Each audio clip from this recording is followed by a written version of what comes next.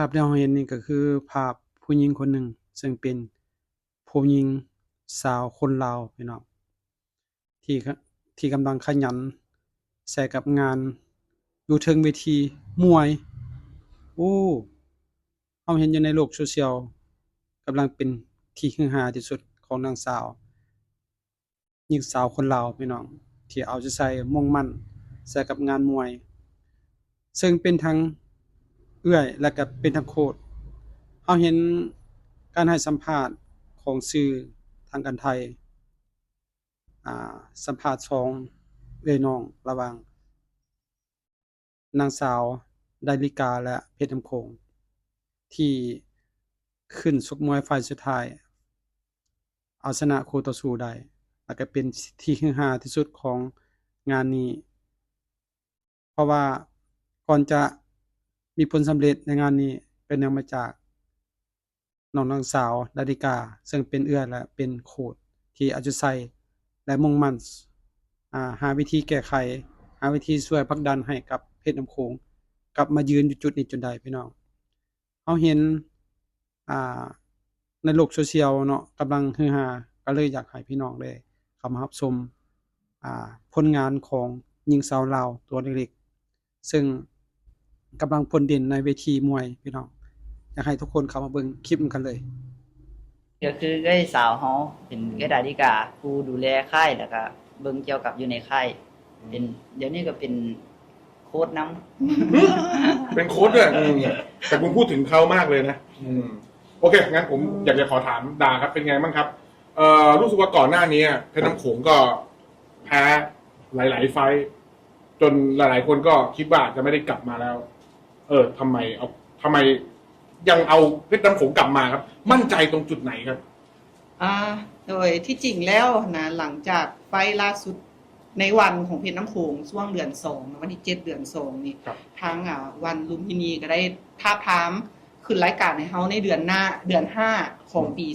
2025อันแต่พวกเฮาได้ปฏิเสธไปเพราะว่าตู่เราเองหันบ่มีความมั่นใจในตัวเองแล้วก็อยากจะกลับไปสร้างความมั่นใจให้ตัวเองก่อนบัดนี้หลังจากที่เพิ่นสามารถเฮ็ดตัวนั้นได้แล้วนะเพิ่นก็เริ่มอยากกลับมาได้บัดนี้เพราะว่า1หลักๆแล้วมันยังมีคนที่รอท่าเพชรน้ำโขงอยู่รอท่าการกลับมาของเพชรน้ำโขงในไฟล์นี้ล่ะเฮาก็ยังมีความฝันที่อยากจะเฮ็ดเวียกอยู่ในวันคือเก่ายังอยากอยู่ในรายการนี้ยังอยากได้สัญญาอยากไปยืนอยู่ข้างๆนักชกเก่งๆในรายการวันแชมเปี้ยนชิพเนาะก็เลยตัดสินใจล้มกันตัดสินใจเลยว่าจังไหนเฮาก็ต้องกลับมาแล้วก็เดินสายชกในรายการ LWC แล้วก็ชกในรายการลุมพินีไฟท์เนาะซึ่งล่าสุดก็สามารถชนะน็อกได้เนาะก็เลยได้กลับมาได้รับการดูแลจากทางแฟร์เทคเนาะเพิ่นก็ได้ขึ้นรายการให้ก็รู้สึกขอบใจหลายๆที่มอบโอกาสนี้ให้ทางทีม2มณีโคตรและตัวเพชรน้ำโขงเนาะเพราะว่าในการกลับมาครั้งนี้ของเฮาก็คือว่าเป็นสีเสื้อใหม่สีเสื้อของตัวเองเลยแหละ2มณีโคตรก่อนหน้านี้คือมงคลเพชรเนาะแล้วก็สามารถกลับมาเพชรเอาชัยชนะได้ก็ซ้ำว่าเฮาสามารถลุกขึ้นมายืนได้อีกครั้งนึงคราวนี้ครับพูดถึงนะฮะการที่แพ้มาติดกันหลายๆไฟท์นะฮะอันนี้ตัวดากับตัวน้องชายมีการไปคุยอะไรกันนะครับว่านอกจากเรื่องของความมั่นใจแล้วมันเกิดอะไรขึ้นทำไมเราถึงแพ้ติดต่อกันเยอะขนาดนี้พอจะเล่าให้เราฟังได้ไหมครับในตอนที่แพ้หลายๆเทื่อนี่ความจริงแล้วเฮามาล้มกันก็บ่เข้าใจน้ำตัวเพชรน้ำโขงและเพชรน้ำโขงเองก็บ่เข้าใจในตัวเราเองคือกันว่าเกิดหยังขึ้นเพราะว่าคือเห็นนั่นแหละเราบ่ได้คิดอีหยังหลายคันแพ้คือแพ้สินะแต่สำหรับตัวเฮาคือกลับมานั่งล้มกันว่าเอ๊ะหรือว่าสิ่งที่เฮาเฮ็ดคือการศึกษาคู่ต่อสู้หลายเกินไปโดยการลืมเบิ่งตัวเองว่าจุดอ่อนเฮาเป็นอีหยังสินะคือไปเบิ่งไฟนี้เฮามีสกกับผู้นี้พาไปเบิ่งแต่คลิปผู้นี้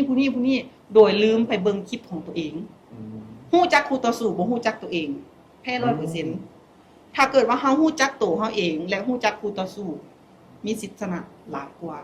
ก็เลยเก็บประสบการณ์ตัวนั้นมาเป็นการศึกษาตัวเองให้หลายขึ้นแล้วมาแก้ไขตัวเองให้หลายขึ้นดีกว่าไปเบิ่งคู่ต่อสู้ให้หลายกว่านั่นคือสิ่งที่เฮาแก้ไขสำหรับตัวเรา เหมือนไม่มีความเป็นตัวของตัวเองเนาะ โดยแม่เจ้า อืม แล้วก็เห็นคือเห็นนั่นแหละถอยลายเกินไป อืม แล้วก็บ่มีความสู้บ่มีอีหยังเลยนะเห็นตัวนี้แล้วเฮาก็กลับไปแก้ไขโดยด่วนเลย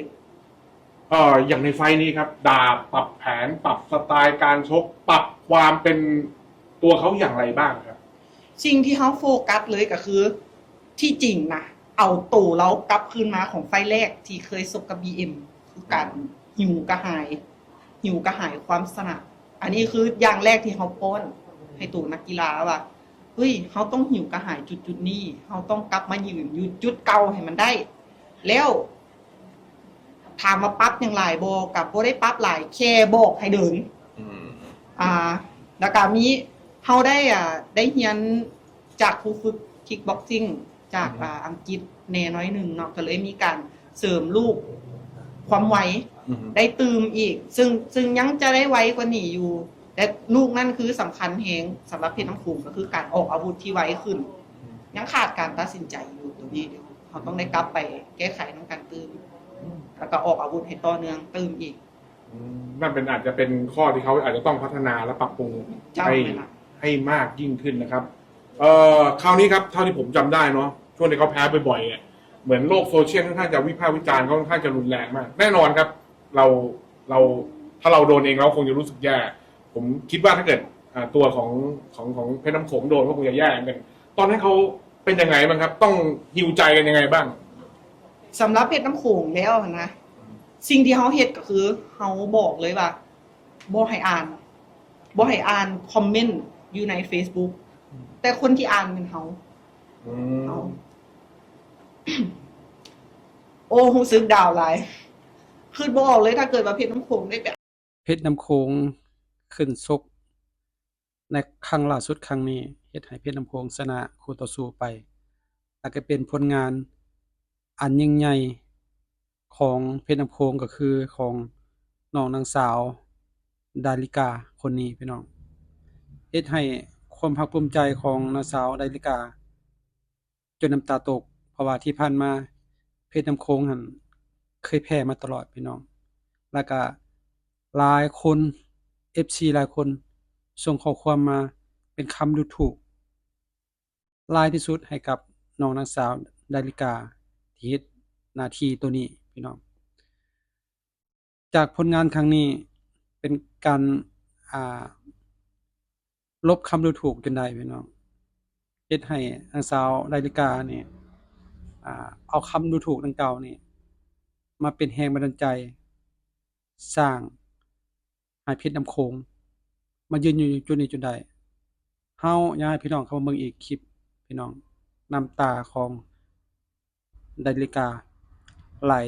ย้อนความดีใจในไฟนี้พี่น้องเอาเข้าเบิ่งคลิปกันต่อ ถ้าเพชรน้ำโขงได้ไปอ่านทุกข้อความพวกนั้นจะรู้สึกยังไง จะต่อยกันแล้ว เพราะว่า แล้วความรู้สึกเราตอนนั้น โอ้คนทับถมเขาได้ป่านนี้คุณบอนะนอกจากขอความแล้วมันยังมีคนที่แบบตั้งใจโจมตีเขาเลย ซึ่งในตอนนั้นสิ่งที่มันกินใจเขาหลายที่สุดก็คือมีคนเว้ากับเพชรน้ำโขงแล้วว่าอย่าฟังเอื้อยหลายเด้อฟังเอื้อยเดี๋ยวดับก่อนดัง คือเป็นสิ่งที่แบบแทงใจเขาแหงเขาบ่ดีปานนั้นคุณบอเขาบ่มีความสามารถที่จะพาเพชรน้ำโขงไปฮอดฟังฝันได้เลยบอด่าดาวแหงตอนนั้นรู้สึกแบบท้อใจแหงแต่มีหมูมาแนะนำเนาะหมูมาแนะนำว่าแม่นว่าเฮาบ่แม่นว่าดาริกานี่บ่มีความรู้เรื่องมวยหลาย แต่เพิ่นก็บอกว่าดามีความพยายาม แล้วถ้าเกิดว่าดาพยายามได้เพชรน้ำโขงก็ต้องไปได้ฉะนั้นแล้วให้สู้ต่อไปเพราะว่าถ้าเกิดว่าดาเป็นจังซี่น้องๆในค่ายโดยเฉพาะตัวเพชรน้ำโขงผู้ที่ยังมีความฝันและฝากความฝันไว้กับดานะเขาจะเป็นจังไดต้องเฝ้าลุกขึ้นให้ได้ในตอนนั้นก็เลยคิดได้เลยว่าโอ้ต้องไปต่อใช่ไหมเฮาบ่ควรเก็บคอมเมนต์ หรือคำที่ว่าเขาเว้าติให้เฮาเอามาใส่ใจ เอาให้เป็นแห้งพักดันดีกว่าก็เลยตัดสินใจเลยกับเพชรน้ำโขงไปเฮาไปต่อ ดาครับ ถ้าพูดถึงตอนนี้ตัวเพชรน้ำโขงในมุมมองของดาเนี่ยเขาได้สักกี่เปอร์เซ็นต์ในช่วงที่ดีที่สุดครับ ตั้งแต่เปลี่ยนค่ายมา2มันนี้โคตรครับ โอ้ตอนนี้ยังบ่ฮอด50%เลย ยังดีได้กว่านี้หลาย เพชรน้ำโขงยังมีความสามารถในการพัฒนาตัวเองขึ้นได้อีกคือกันกับเขาเห็นในไฟมื้อนี้เนาะเพชรน้ำโขงสามารถตีไปตามเกมที่เขาวางได้ 70-80% เลยแหละ ถ้าเราได้ซ่อมในสไตล์ที่เขาวางโปรแกรมออกมาใหม่ ซึ่งมีหลายๆสิ่งหลายๆองค์ประกอบนํกัน วิทยาศาสตร์การกีฬาก็มีที่เขาเอามาอยู่ในโปรแกรมของเขาถ้าเราสามารถไปต่อได้นี่ก็คือเพชรน้ำโขงยังไปได้อีกไกล ผมขอถามเพชรน้ำโขงนิดนึงเป็นไงครับ เห็นความตั้งใจและพยายามของพี่สาวคุณแล้วคุณรู้สึกยังไงบ้างครับ ก็รู้สึกก็ดีเลยแหละ เพราะว่าเพิ่นก็ได้แบบทุ่มเทมา